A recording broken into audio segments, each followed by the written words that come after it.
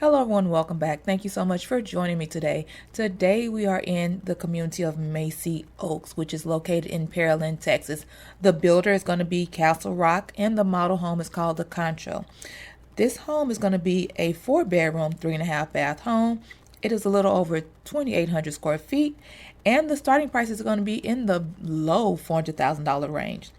This home is going to be zoned to Alvin ISD, and the schools are going to be E.C. Mason Elementary, G.W. Harvey Junior High School, and Manville High School.